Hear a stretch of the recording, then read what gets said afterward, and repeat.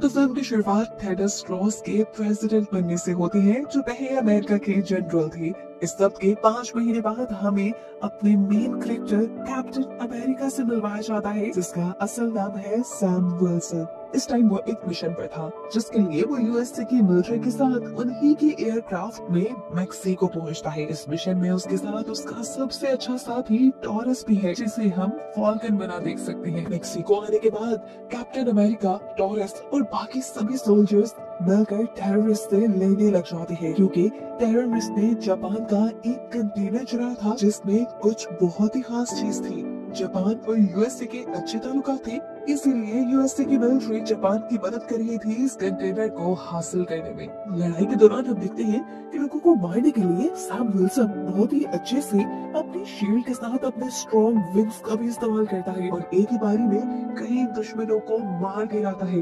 कभी वो उड़ते हुए सामने अपने दुश्मन पे वार करता है, तो कभी एक ही वक्त में 3-4 लोगों को एक साथ वार करके मार देता है। फॉल्कन भी अपने विंग्स की मदद से कैप्टन अमेरिका का साथ दे रहा था। सभी टेररिस्ट का खात्मा करने के बाद कैप्टन अमेरिका उनके बॉस के पास जाता है, जिसके पास वो कंटेनर था। कंटेनर लेने के बाद इससे पहले कि वो इस आदमी को मार देते, वो आदमी उनके चुंगल से बच निकला और ये लोग यूएस से वापिस आ गए। इस बाद कैप्टन अमेरिका टॉरस से यानी फॉल्कन से बहुत ज्यादा खुश थे, क्योंकि इस लड़ाई में टॉरस ने बहुत हेल्प की थी। अब टॉरस से इम्प्रेस होकर कैप्टन अमेरिका उसे अपने सबसे अच्छे दोस्त आइजिया ब्रैडली से मिलवाने के लिए लेकर जाते हैं। कैप्टन अमेरिका टॉरस को बताते हैं कि आइजिया ब्रैडली पहले एक बहुत ही अच्छे सोल्जर थे और साथ ही साथ कैप्टन अमेरिका भी रह चुके हैं, और ये जानकर टॉरस शॉक रह जाता है। लेकिन एक अजीब बात यहाँ कैप्टन अमेरिका टॉरस को ये बताता है कि कैप्टन अमेरिका बनने के बाद आइजिया ब्रैडली को 30 साल के लिए जेल में डाल दिया गया। हालांकि ये बहुत अजीब था। आइजिया ब्रैडली ने तो कैप्टन अमेरिका बनके बहुत अच्छा काम किया था और बहुत अच्छा परफॉर्म किया था। टॉरस हैरान होकर आइजिया ब्रैडली से पूछता है, आखिर जब आपने इतना अच्छा काम किया था तो यूएसए की मिलिट्री ने आपको जेल में क्यों डाला? आइजिया ब्रैडली ने बताया कि जब वो कैप्टन अमेरिका बने थे तो तब उन्होंने बहुत अच्छी सक्सेसफुल मिशंस किए। उन्होंने अपने मिशंस में बहुत से लोगों की जान बचाई और यूएसए का काफी नुकसान होने से बचाया। इतने सक्सेसफुल मिशन करने के बाद वो तेजी से मशहूर होने लगे।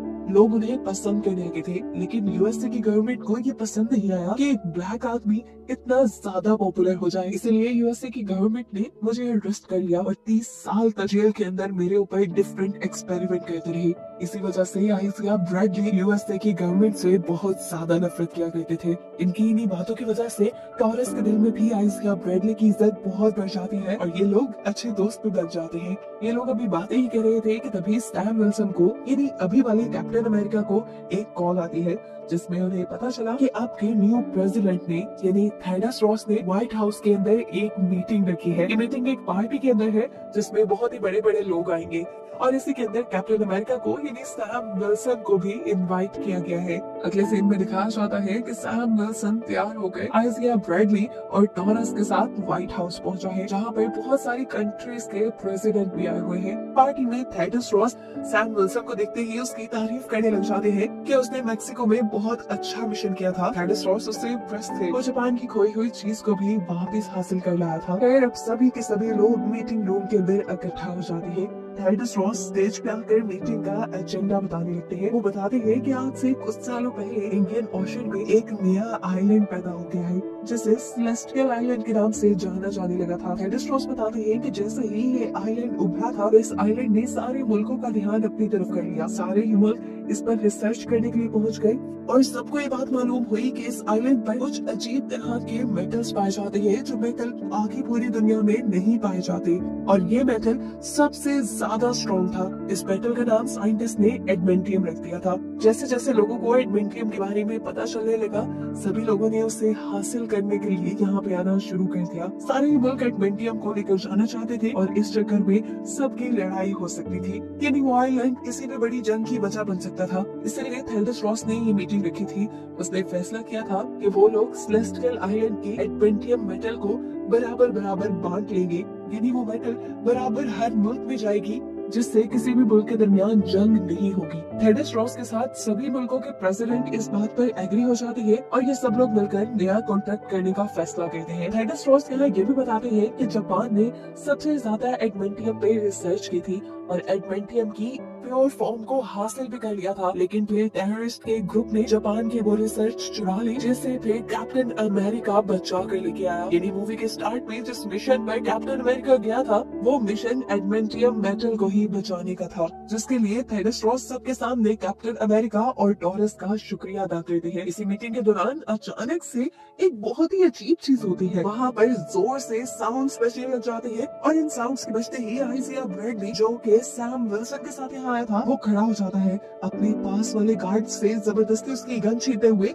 उसे दूर दीवार पे गिराता है और इसी गन से थेडस रॉस के ऊपर हमला कर देता है। सिर्फ आइजिया ब्रैडली ही नहीं, यहाँ पर मौजूद 4 और गार्ड्स जो कि थेडस रॉस के ही थे, वो भी अपनी गन्स निकाल कर यहाँ थेडस रॉस के साथ बाकी सबके ऊपर भी हमला करने लगे। अभी तक थेडस रॉस इनकी फायरिंग से बचे हुए थे। सिचुएशन को कंट्रोल में करने के लिए सैम विल्सन आइजिया ब्रैडली के हाथ से गन लेने की कोशिश करता है और इस तरह यहाँ सभी गार्ड्स दूसरे हमला करने वाले गार्ड्स को रोकने लग जाते हैं और एक जंग का सा माहौल बन जाता है। इसी केओस के माहौल में यहाँ पर एक बहुत ही जबरदस्त लड़की की एंट्री होती है, जिसने उड़ते हुए यहाँ पर फायरिंग करने वाले सोल्जर्स पर हमला करना शुरू कर दिया था। एक एक करके सबको मारती हुई वो थेडस रॉस को बचाने की कोशिश कर रही थी और इस तरह हमें पता चलता है कि ये लड़की थेडस रॉस की पर्सनल सिक्योरिटी गार्ड थी। फाइनली सैम विल्सन, इस लड़की और टोरस की मेहनत के बाद सभी शूटर गार्ड्स और आइजिया ब्रैडली पकड़े जाते हैं। कैप्टन अमेरिका यानी सैम विल्सन फौरन आइजिया ब्रैडली के पास जाता है और उससे पूछता है कि आखिर तुमने ये सब क्यों किया? मैं जानता हूँ तुम कभी भी थेडस रॉस को नुकसान नहीं पहुँचा सकते, आखिर हुआ क्या था तुम्हें? सैम विल्सन जिस बात में आइजिया ब्रैडली से सवाल पे सवाल करते ही जा रहा था, लेकिन एक और हैरान कर देने वाली अजीब बात ये थी कि आइजिया ब्रैडली को तो कुछ याद नहीं था। उसे वो इंस्टेंट बिल्कुल भूल चुका था कि किस तरह उसने थेडस रॉस के ऊपर हमला किया। वो सैम विल्सन के सामने बिल्कुल इनकार कर चुका था कि तुम जो कह रहे हो मुझे बिल्कुल याद नहीं, मैंने ऐसा कुछ नहीं किया। अब आइजिया ब्रैडली को थेडस रॉस पे हमला करने की वजह से जेल में डाल दिया गया था। सैम विल्सन उससे कहता है, मैं जानता हूँ अगर तुम्हें कुछ याद नहीं तो जरूर इसके पीछे कोई और है और मैं सच का पता चला के रहूंगा और तुम्हें यहाँ से निकाल लूंगा, ये मेरा वादा है तुमसे। सैम विल्सन अब इस पूरे वाकये की इन्वेस्टिगेशन करने वाला था। वो फौरन टॉरस के पास गया और वहाँ जाकर उसने व्हाइट हाउस की सीसीटीवी फुटेज निकाल ली। सीसीटीवी फुटेज को देखते हुए इन्हें काफी अजीबोगरीब चीजें नजर आती है। जैसा कि मीटिंग के स्टार्ट होने से पहले आइजिया ब्रैडली जब अपना फोन यूज कर रहा था तो उसका फोन अजीब तरीके से ब्लिंक हुआ था और इस ब्लिंकिंग में सिर्फ व्हाइट लाइट नजर आ रही थी और यही सेम काम उन 4 गार्ड्स के साथ भी हुए थे जिन गार्ड्स ने थेडस रॉस के ऊपर हमला किया था। एक और शॉकिंग चीज इन्होंने ये नोटिस की कि उन सारे गार्ड्स और आइजिया ब्रैडली ने जब हमला किया था ठीक उससे पहले एक गाना बजा था, जैसे उस म्यूजिक ने उन्हें ट्रिगर किया हो। ये देखते हुए सैम विल्सन और टोरस को ये बात श्योर हो गई थी कि आइजिया ब्रैडली और उन 4 गार्ड्स से किसी ने ये काम करवाया था और वो 5 बेकसूर है। अब आइजिया ब्रैडली को बचाने के लिए सैम विल्सन टोरस के साथ ही मिलकर डिसाइड कर लेता है कि आखिर वो उस आदमी को ढूंढ कर रहेगा जिसने आइजिया ब्रैडली को फंसाया था और थेडस रॉस के ऊपर हमला किया था। ये डिसाइड करने के बाद सैम विल्सन अपनी गाड़ी में बैठकर बाहर निकल जाता है। अभी वो रास्ते में ही था कि उसके ऊपर किसी ने गन से हमला कर दिया। बाहर निकलकर उसने देखा तो ये वही टेररिस्ट का लीडर था जिसके हाथ से वो जापान का कंटेनर बचा कर लाया था और वो अब सैम विल्सन के सामने बदला लेने के लिए आ चुका था। सैम विल्सन इससे लड़ता है और जल्द ही इसे हरा देता है। उसको हरा कर मारते ही अभी सैम विल्सन फ्री नहीं हुआ था कि उसे कॉल आ गई। कॉल में एक बंदा उसे कहता है, तुमने इस आदमी को तो मार दिया लेकिन आगे जो कुछ भी होने वाला है तुम उसमें से किसी भी चीज को नहीं रोक पाओगे। इस फोन कॉल ने सैम विल्सन को परेशान कर दिया था क्योंकि इस बात से उसने इतना अंदाजा लगा लिया था कि कोई तो है जो उसके ऊपर भी नजर रखे हुए है और जरूर इस आदमी का ताल्लुक थेडस रॉस पे किए हमले से भी होगा। इसलिए वो जल्दी से टॉरस के पास आकर उसकी फोन कॉल को ट्रेस करवाता है। कॉल ट्रेस करने पे ये पता चला कि ये कॉल तो उन्हें एक गवर्नमेंट फैसिलिटी से ही आ रही थी। अब वहाँ पे ऐसा कौन था जो ये सब करवा रहा था, ये जानने के लिए टॉरस और सैम फौरन ही वहाँ के लिए निकल जाते हैं। जाकर इन्होंने जो देखा ये लोग हैरान रह गए। वो फैसिलिटी असल में एक साइंस लैब थी जिसमें गवर्नमेंट का कोई काम नहीं हो रहा था बल्कि वहाँ पर कुछ एक्सपेरिमेंट चल रहे थे जो थेडस रॉस पर्सनली करवा रहा था। पता चलता है कि ये एक्सपेरिमेंट वो तब से करवा रहा था जब वो आर्मी में जनरल था। अभी वो इन्हीं चीजों को सोचकर हैरान ही हो रहे थे कि इनके सामने एक नए कैरेक्टर की एंट्री हो गई जिसका नाम था द लीडर, जिसे देखकर ये दोनों हद तक रह गए। एक तो द लीडर पूरा ग्रीन था और ऊपर से उसका सर भी बहुत बड़ा था। सैम अब उससे पूछता है, तुम कौन हो और ये सब क्यों करवा रहे हो? मैं जानता हूँ थेडस रॉस पे भी हमला तुमने ही करवाया है, आखिर चाहते क्या हो तुम? उसकी बातें सुनकर द लीडर ने उसे बताया कि मैं एक साइंटिस्ट हूँ। एक मरतबा मैंने ब्रूस नाम के एक मार्वल कैरेक्टर की मदद की। उसकी मदद के चक्कर में मुझे खुद को भी चोट लग गई और वो तो पहले से ही ब्लीड कर रहा था। उसका गामा रेडिएशन वाला ब्लड मेरे सर के जख्म पर गिर गया और उसके गामा रेडिएशन के इन्फेक्टेड ब्लड की वजह से मेरा सर बड़ा होने लगा और मैं इस तरह अजीब सा दिखने लग गया। लेकिन एक पॉजिटिव चीज जो सबसे हुई, मेरे दिमाग की पावर कई 100 गुना बढ़ गई थी।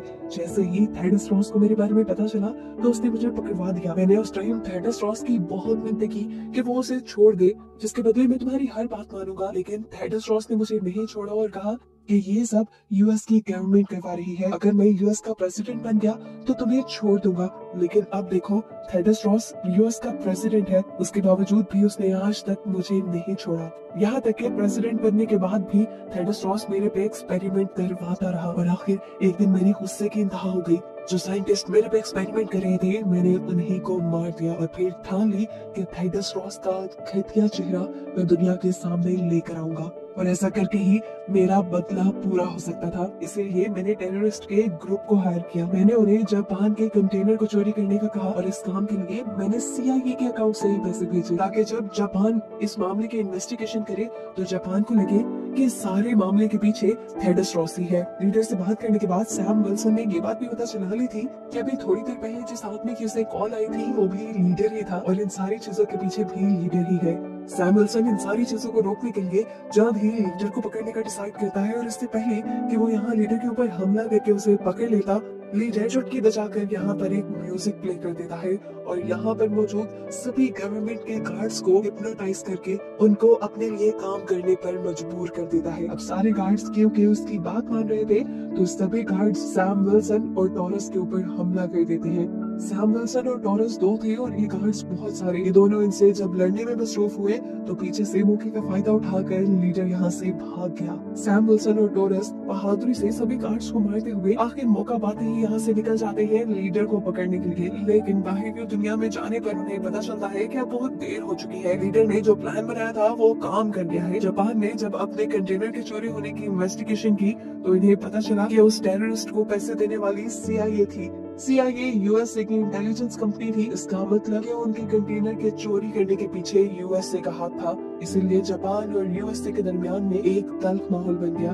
आगे देखते हुए जापान थेडस रॉस के साथ किया हुआ वो कॉन्ट्रैक्ट तोड़ देता है जिसमें उसने एडमेंटियम यानी उस मेटल को यूएसए और बाकी मुल्कों के साथ डिवाइड करने का फैसला किया था। जापान के प्रेसिडेंट फॉरेन जापानीज आर्मी को सेलेस्टियल आइलैंड भेज देते हैं ताकि वहाँ का सारा एडमेंटियम ये लोग अपने काबू में कर ले। अब जैसे ही खबर थेडस रॉस को मिलती है तो थेडस रॉस भी जापान को रोकने के लिए अपनी मिलिट्री को वहाँ भेजने का फैसला करता है।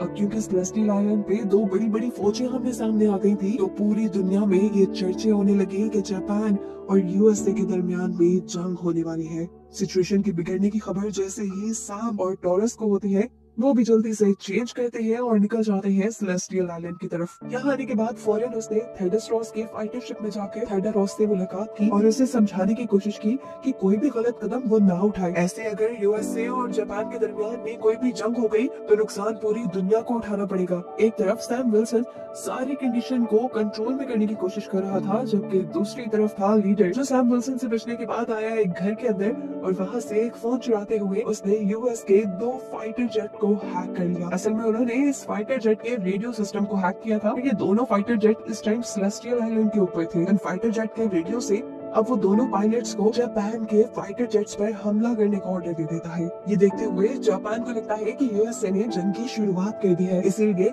वो भी अपने 2 फाइटर जेट भेजता है यूएसए के फाइटर जेट से लड़ने के लिए। यानी जंग शुरू हो चुकी है। जापानी फाइटर क्राफ्ट अब यूएसए के फाइटर क्राफ्ट के ऊपर हमला करने वाले थे, लेकिन सही वक्त पे नुकसान होने से पहले ही सैम विल्सन और टॉरस उड़ते हुए जाते हैं और फाइटर जेट्स के अंदर से यूएसए के पायलट्स को बाहर निकाल लेते हैं। सोल्जर्स की जान तो बच जाती है, लेकिन फाइटर क्राफ्ट अब तबाह हो चुके थे। लेकिन शुक्र था कि जान किसी की नहीं गई। अब सैम विल्सन जाकर जापान के प्रेसिडेंट को ये बात समझाते हैं कि यहाँ पर कोई जंग नहीं हो रही, बल्कि यूएसए के 2 पायलट्स ने बिना परमिशन के वहां पर गोलाबारी शुरू कर दी थी। जापान के प्रेसिडेंट सैम विल्सन की बात पे यकीन करते हैं और ऐसे सैम विल्सन की वजह से जापान और यूएसए के दरमियान होने वाली जंग खत्म हो जाती है। दोनों ही प्रेसिडेंट अपनी अपनी मिलिट्री लेकर सेलेस्टियल आइलैंड से अपने अपने मुल्क वापस आ जाते हैं। सैम विल्सन भी वापस आ चुका था, लेकिन हमें पता चला कि टोरस सेलेस्टियल आइलैंड पे बहुत ज्यादा जख्मी हो चुका था। लेकिन ठीक वक्त पर सैम उसे हॉस्पिटल ले आया और अब उसका इलाज चल रहा है। सीन कट होकर अब हमें दिखाया जाता है कि थेडस रॉस ने दोबारा एक प्रेस कॉन्फ्रेंस रखी जिसमें वो ये बात क्लियर करना चाहते थे कि जापान और उनके दरमियान में कोई जंग नहीं हुई बल्कि एक गलतफहमी हुई थी। इसी प्रेस कॉन्फ्रेंस के अंदर सैम विल्सन भी था और यहाँ पर उससे मिलने के लिए लीडर भी आ गया। वो सैम विल्सन पर गुस्सा था क्योंकि उसने जो प्लान बनाया था यूएसए और जापान के दरमियान जंग करवाने का, सैम विल्सन की वजह से उसका पूरा प्लान चौपट हो गया और ऐसे थेडस रॉस का जो घटिया चेहरा उसने लोगों को दिखाना था वो भी लोगों के सामने नहीं आ सका। लीडर सैम विल्सन से कहता है, तुम फिक्र न करो, थेडस रॉस का घटिया चेहरा तो मैं लोगों के सामने ला कर ही रहूंगा। सैम विल्सन लीडर से पूछता है कि आखिर थेडस रॉस को तुम्हारे से प्रॉब्लम क्या थी। तब लीडर उसे थेडस रॉस का पास्ट बताता है कि पहले थेडस रॉस को एक जानलेवा बीमारी थी। इस बीमारी की वजह से वो मर सकता था, लेकिन जैसे ही लीडर को उसकी बीमारी के बारे में पता चला तो लीडर ने थेडस रॉस की मदद की और एक ऐसी दवाई बनाई जिससे उसकी बीमारी ठीक होने लगी। लीडर बताता है कि थेडस रॉस वो दवाई रोज खाता है और उस दवाई के अंदर असल में गामा रेडिएशंस है। लीडर बताता है कि रोज वो गोली लेने की वजह से थेडस रॉस की बॉडी में अब बहुत सारी गामा रेडिएशंस जमा हो चुकी हैं और अब इन गामा रेडिएशंस का रिजल्ट क्या होगा कुछ ही सेकंड में दिखाया जाता है। प्रेस कॉन्फ्रेंस के दौरान थेडस रॉस की पूरी बॉडी अजीब तरह से हिलने लग जाती है। वो नीचे गिरता है और हम देखते हैं कि उसका पूरा जिस्म लाल पड़ने के साथ साथ बड़ा भी होता जा रहा है और कुछ ही देर में देखते ही देखते वो एक रेड हल्क में बदल जाता है। गामा रेडिएशन उसके अंदर बहुत ज्यादा एग्रेशन ले आती है जिसकी वजह से वो यहाँ चीजों की तोड़फोड़ में लग जाता है और सोल्जर्स उसे रोकते रह जाते हैं। अब सिचुएशन को कंट्रोल करने के लिए सैम विल्सन को सामने आना था, लेकिन वो यहाँ लीडर को भी नहीं छोड़ के जा सकता था। उसने यहाँ पर मौजूद सोल्जर्स के हाथों सबसे पहले लीडर को ही अरेस्ट करवाया और फिर सिचुएशन कंट्रोल करने के लिए यानी रेड हल्क को कंट्रोल करने के लिए सामने आया। ये लड़ाई मूवी की बेस्ट फाइट थी। कैप्टन अमेरिका के सामने रेड हल्क था और रेड हल्क कहीं ना कहीं उससे ज्यादा ताकतवर था क्योंकि लड़ते हुए रेड हल्क ने पूरी जल्दी हुई कार उठाकर कैप्टन अमेरिका की तरफ फेंक दी, जिससे बचने के लिए कैप्टन अमेरिका ने अपने पंखों का इस्तेमाल किया, लेकिन हैवी मेटल से बने हुए ये पंख भी रेड हल्क ने लड़ाई के दौरान तोड़ दिए और कैप्टन अमेरिका की शील्ड को भी जमीन में गाड़ दिया। अब इससे पहले कि रेड हल्क कैप्टन अमेरिका का किस्सा तमाम कर देता, कैप्टन अमेरिका उसे इमोशनली वीक करने का सोचता है और उसके सामने उसकी बेटी का नाम लेता है। वो उससे कहता है, तुम्हें तुम्हारी बेटी के लिए रिलैक्स होना पड़ेगा, तुम बुरे आदमी नहीं हो, शांत हो जाओ प्लीज। ईरान तौर पर सैम विल्सन की ये टेक्निक काम कर जाती है और अपनी बेटी का नाम सुनते ही थेडस रॉस दोबारा नॉर्मल इंसान बन जाता है, यानी रेड हल्क से दोबारा एक इंसान बन जाता है। नॉर्मल होते ही थेडस रॉस को फौरन ही अरेस्ट कर लिया गया क्योंकि उसने रेड हल्क बन के यहाँ बहुत सारे कानून तोड़े थे और पहले भी बहुत से इलीगल चीजें अब उसके सामने आ गई थी। यहाँ जेल में सैम विल्सन थेडस रॉस से उसकी बेटी को मिलवाने के लिए लेकर आता है। साथ ही साथ अभी सैम विल्सन ये बात भी साबित करने की कोशिश में था कि आइजिया ब्रैडली ने थेडस रॉस के ऊपर हमला नहीं करवाया था। जैसे ही उसकी ये बात साबित हो जाती है तो आइजिया ब्रैडली को भी जेल से आजाद कर दिया जाता है और ऐसे सैम विल्सन का मिशन पूरा हो जाता है और ये कहानी यही खत्म हो जाती है। लेकिन फिर मूवी के एंड पे हमें एक एंड क्रेडिट सीन दिखाया जाता है जहाँ सैम विल्सन लीडर से मिलने के लिए जेल आया है। लीडर सैम विल्सन से कहता है, तुम्हें क्या लगा मुझे पकड़कर तुम्हारी सारी मुश्किलें हल हो गई? ऐसा नहीं है, मैं अपनी पावर्स की मदद से फ्यूचर देख सकता हूँ और यहाँ पर अब वो सब आने वाले हैं जिनका तुम मुकाबला नहीं कर पाओगे। सैम विल्सन ने पूछा, कोड लीडर ने बताया, हमारी इस दुनिया के अलावा भी इस पूरी कायनात में बहुत सी दुनिया है जहाँ पर वो सब रहते हैं और जब वो आएंगे तो मन का सामना नहीं कर पाओगे। लीडर के कहते ही ये मूवी यहीं पर खत्म हो जाती है।